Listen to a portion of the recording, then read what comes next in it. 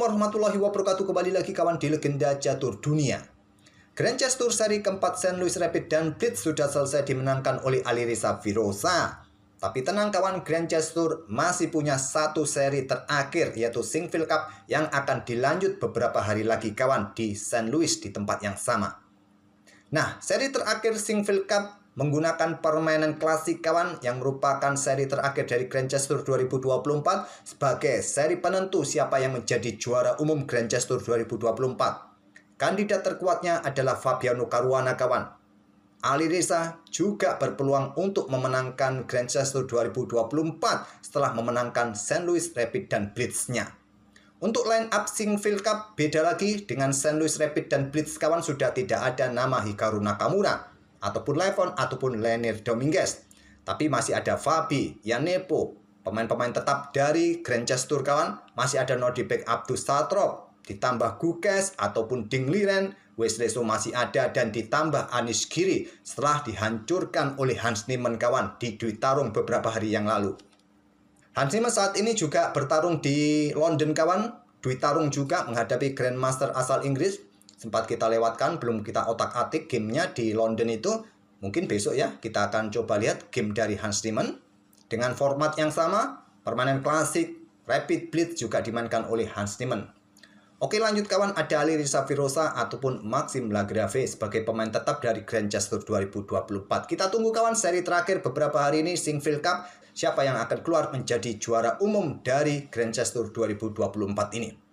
Nah, kita akan ulas beberapa game yang sempat kita lewatkan dari St. Louis Rapid dan Blitz kawan. Saya coba akan otak-atik game Hikaru Nakamura lagi. Nah, game yang saya pilih ini kawan saat Hikaru Nakamura bertemu dengan Alireza Firoza di game Blitz pertama, bukan game Blitz kedua. Game Blitz kedua berakhir miss kawan. Di permainan Rapid, Nakamura kalah oleh Alireza Firoza. Kenapa saya pilih game ini? Karena nanti kita akan temui blunder konyol dari Hikaru Nakamura kawan. Oke, seperti apa blundernya? Kita nikmati pembukaannya terlebih dahulu. Pion E4, pion E6, French defense. Pertahanan yang sama dipakai Hikaru Nakamura menghadapi Alireza di permainan Rapid. Cuma di permainan Rapid, Alireza memilih variasi pion maju dan jalur utama dipilih oleh kedua pemain. Tapi akhirnya Hikaru Nakamura kalah oleh Alireza. Di sini Alireza memilih variasi pertukaran dengan pion E pukul pion D5, pion E ambil balik pion D5. Setelah kuda F3 aja ada gajah D6. Kalian juga bisa kembangkan kuda F6. Perwira minor di sisi raja keluarkan terlebih dahulu untuk bisa mempercepat rokade pendek. Kalau dengan kuda F6 terlebih dahulu, respon putih akan berbeda kawan. Putih akan keluarkan gajah terang D3, gajah gelap D6, rokade-rokade. Beda lagi dengan gajah D6 ini, karena Alireza memilih langkah utama langsung mengcounter dengan pion C4. Tujuannya apa? Menantang pertukaran, gajah langsung bisa keluar. Atau nanti pion didorong untuk segera dapatkan ruang usir gajah atau disusul dengan kuda C3. Kuda F6 kawan. Pion C5 atau dengan kuda C3. Nah, hitam akan korbankan pion D5 sementara waktu dia akan rokade. Bisa didorong, kebanyakan kalau manusia memilih langsung pion C pukul pion D5, kuda B ke D7, kemudian di sini keluarkan gajah ke petak G5 bisa jadi, atau gajah E2 untuk bisa mempercepat rokade. Nah, kuda ini akan ke petak B6 coba rebut kembali pion. Nah, ada gajah G5, gajah E7 untuk blokade pin kawan. Nah, terjadi pertukaran gajah sikat kuda F6, ambil balik. Nah, kalian bisa mengeluarkan menteri ke petak B3 untuk tetap menjaga pion pusat. Alireza memilih dorong pion ke J5, gajah ke E7 kawan, diikuti dengan pion H3 atau di sini umumnya gajah D3, kuda C3. Ataupun juga dengan langkah seperti menteri keluar ke petak A4. Ini banyak juga yang memilih. Memilih dengan pion H3 agar tidak ada gangguan gajah terang di G4. Pion B6, gajah E3 untuk sokong petak C5 kawan. Nah, rokade. Kemudian kuda C3. Ada kuda ke E4. Beberapa game terdahulu memainkan langkah seperti ini atau dengan pion B pukul pion C5. Tapi Nakamura dengan gajah A6 kawan. Pertukaran gajah pukul gajah A6. Ambil balik oleh kuda. Nah, menteri punya tempo keluar. Menteri A4 serang kuda. Menteri ke C8 merupakan opsi terkuatnya untuk backup kuda menurut engine. Memilih kuda kembali ke petak B8. Nah, sekarang amankan Raja Rokade. Atau langkah bagusnya dengan langkah pion C pukul pion B6 kawan. Agar hitam tidak punya kesempatan dorong pion C untuk perkuat pion pusat D5-nya. Karena Rokade terlebih dahulu, Nakamura punya kesempatan dengan pion C6 untuk perkuat posisi pion center. Dikonter dengan pion B4. Menteri C7. Benteng FE1. Kuda B aktif lagi kawan. Kuda B ke D7. Gajah F4 serang menteri menantang pertukaran gajah gelap diterima. Menteri ambil gajah F4, benteng ambil gajah E7. Kemudian Stockfish menyarankan di sini hitam dorong pion B5 kawan. Untuk segera mendapatkan ruang menutup permainan di sisi menteri, tapi memilih mengcounter attack dengan pion A5. Nah, Stockfish menyarankan sekarang giliran putih yang memainkan pion B5 yang terkuat. Pion C pukul pion B5, menteri ambil balik pion B5 dan berlanjut pion B pukul pion C5. Kalian di sini sikat kuda. Memilih dengan menteri ambil pion C6, siap sikat kuda kawan. Terlebih dahulu dengan pion A pukul pion B4, sama-sama ancam kuda masing-masing. Lagi-lagi langkah-langkah bertanda kuning dari Hikaru Nakamura.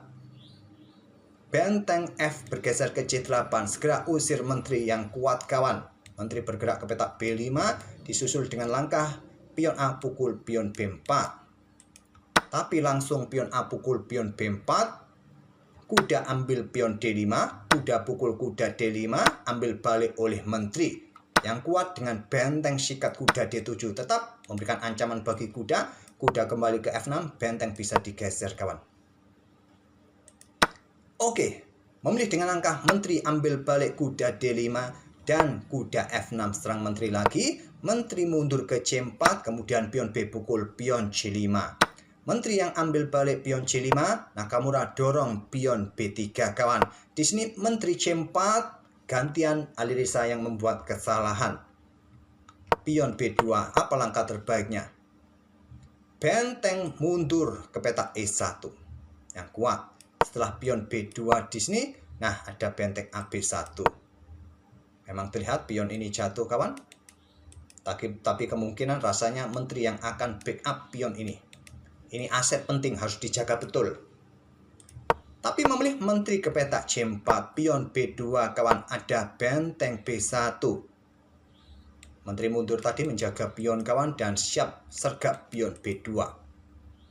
Tapi sayangnya kawan, atau momen inilah yang kalian tunggu-tunggu dari Hikaru Nakamura. Dengan kontrol waktu yang tersisa 26 detik kawan, sebagai pemain yang ahli cepat 26 detik, saya rasa Hikaru Nakamura bisa membuat keputusan yang normal. Mungkin benteng bergeser untuk ancam menteri kawan. Ancam menteri yang terkuat. Memang ancam menteri yang terkuat. Tapi dengan benteng A yang ancam menteri harusnya. Mungkin menteri mundur atau entah kemana. Tapi Alireza, maksud saya, tapi Nakamura kawan menggunakan benteng F. Benteng F kawan yang digunakan oleh Nakamura, ancam menteri meninggalkan posnya. Nakamura menyerah di langkah ke-24 setelah tahu posnya ditinggalkan oleh benteng, ancaman skakmat sudah tak terhentikan. Satu langkah berikutnya kawan. Blunder kaum pos ronda seperti kita. Sepertinya istilah pos ronda sudah dipakai banyak channel ya. Oke, blunder warung kopi aja. Atau blundernya Pak RT ini. Menyerah di langkah ke-24. Oke, itulah kawan blunder dari Hikaru Nakamura. Setelah kemarin juga game dari Nakamura melawan Prak, di mana blunder menterinya terjepit kawan, sehingga terpaksa korban perwira. Korban kuda, menteri ambil pion F2, diambil oleh menteri, ambil balik oleh kuda, ambil balik oleh raja kemarin. Oke, semoga permainan dari kedua pemain ini bisa menghibur kalian kawan. Dan kita akan bertemu di video-video berikutnya. Terima kasih. Wassalamualaikum warahmatullahi wabarakatuh.